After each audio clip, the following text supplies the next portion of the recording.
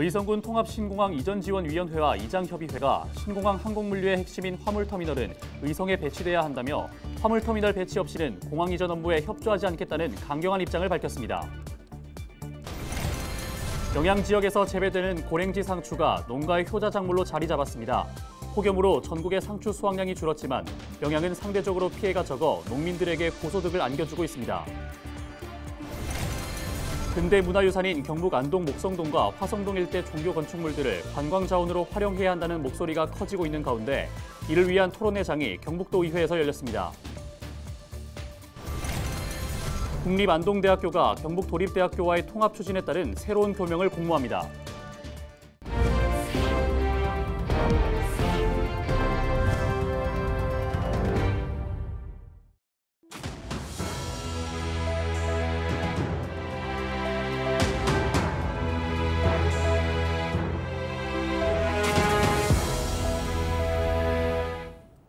시청자 여러분 안녕하십니까?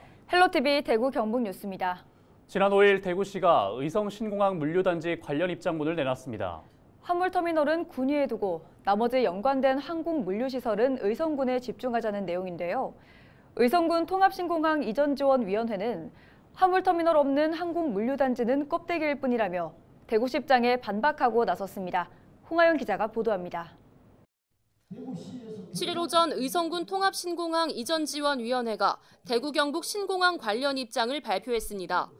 지난 5일 대구시가 신공항 화물터미널은 군위에, 항공 물류단지는 의성군에 집중하는 게 공동 합의문의 기본 원칙이라는 입장 발표에 대한 반박성 성격을 띠고 있습니다.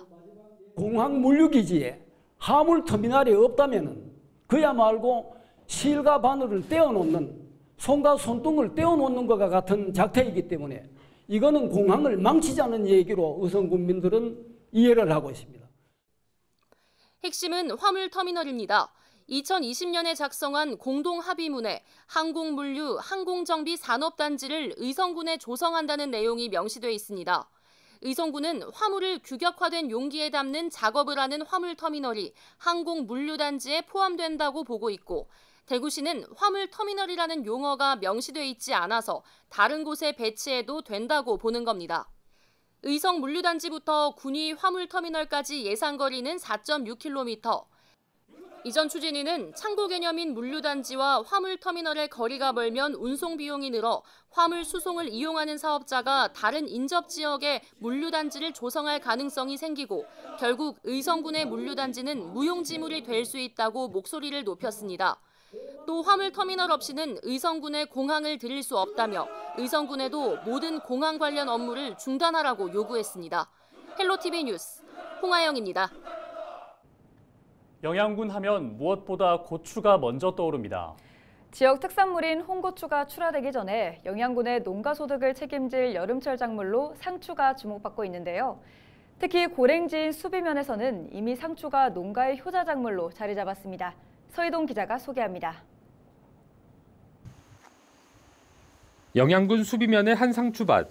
싱싱하게 자라난 꽃상추를 수확하는 손길이 분주합니다. 이곳은 해발 400m가 넘는 고랭지로 상추가 자라기 좋은 조건을 갖고 있습니다. 낮과 밤의 온도차가 크니까 상추 특유의 색 발현, 아삭거림 이런 게 타지방보다 월등히 좋습니다.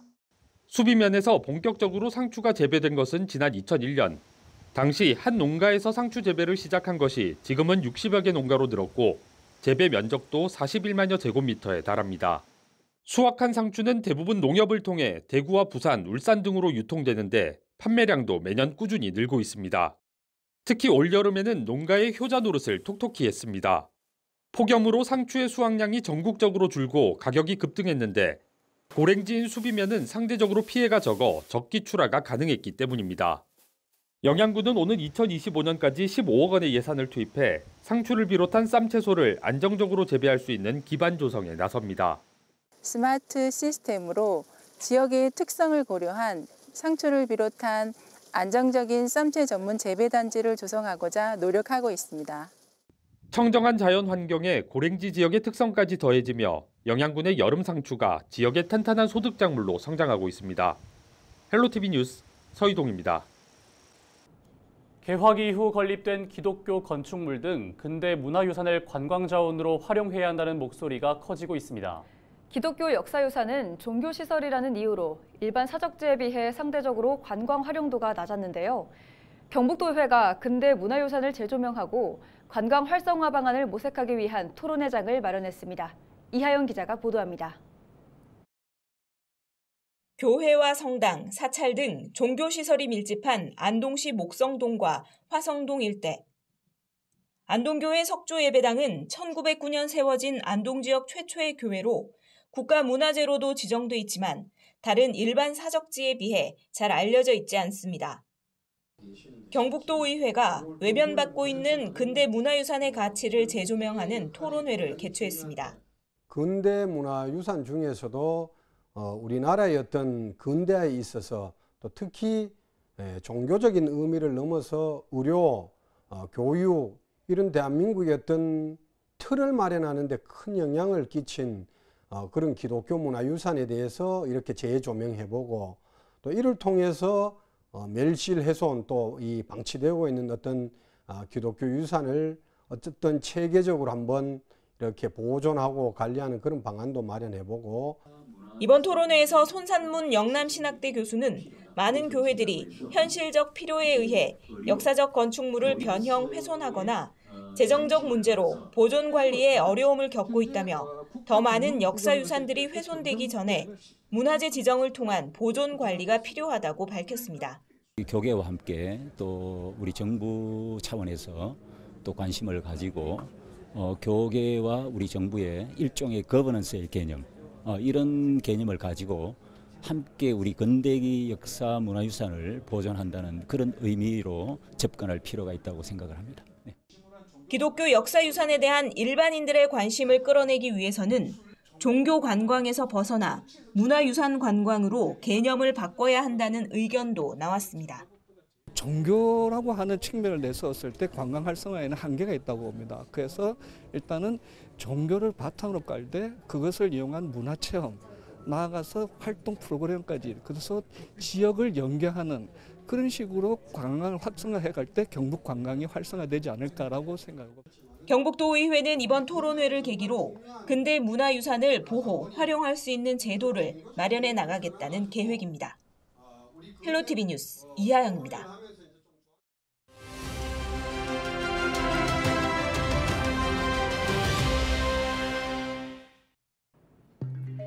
지난달 소상공인의 전기요금 부담이 작년보다 46% 늘어난 것으로 나타났습니다. 김혜재 더불어민주당 의원실이 한국전력으로부터 제출받은 자료에 따르면 올해 8월 일반용 가평균 요금은 70만 1,790원이었습니다.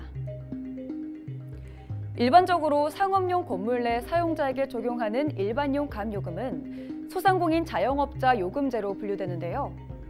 그런데 일반용 갑의 8월 전기요금은 최근 3년 동안 가파르게 상승했습니다. 지난 2021년 41만 47원에서 지난해 48만 1,660원으로 17.5% 상승한 이후 올해 70만 1,790원을 기록하며 45.7%나 폭증했습니다. 정부는 올해 6월에서 9월 한시적으로 신청자들에 한해 원료금 50% 이상 납부 후 잔액을 최장 6개월간 분납할 수 있는 제도를 시행한다고 밝혔는데요. 소상공인들은 에너지 고물가 지원금 지급과 소상공인 에너지 바우처 등 추가 지원책을 호소하고 있습니다. 정부의 에너지 경제 정책 변화가 필요해 보입니다. 지금까지 데일리 브리핑이었습니다.